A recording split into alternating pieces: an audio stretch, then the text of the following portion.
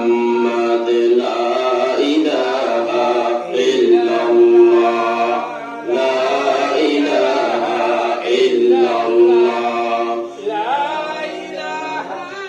লা ইলাহা ইল্লাল্লাহ আল্লাহর জিকির করবে যারা আল্লাহর কাছে প্রিয় তারা আল্লাহর কাছে প্রিয় যারা জান্নাতে প্রবেশ করবে তারা বলেন লা ইলাহা ইল্লাল্লাহ লা ইলাহা ইল্লাল্লাহ লা ইলাহা ইল্লাল্লাহ মুহাম্মাদুর রাসূলুল্লাহ সাল্লাল্লাহু আলাইহি ওয়াসাল্লাম।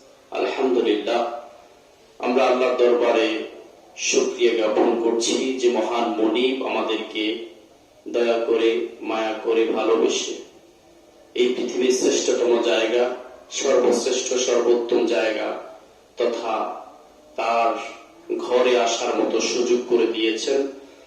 পবিত্র জুমার দিনে পবিত্রতম জায়গায় আমাদেরকে ঈমানের সাথে আসার মতো যে আল্লাহ রাব্বুল আলামিন সুযোগ করে দিয়েছেন, সেজন্য আল্লাহ রাব্বুল আলামিনের দরবারে তার দেয়া জবানটা ব্যবহার করে তার শেখানো ভাষায় বলছি আলহামদুলিল্লাহ।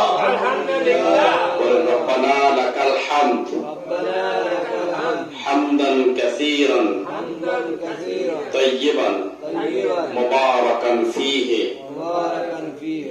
আমরা মহান রবের শুকরিয়া, আমরা আমাদের প্রিয় নবী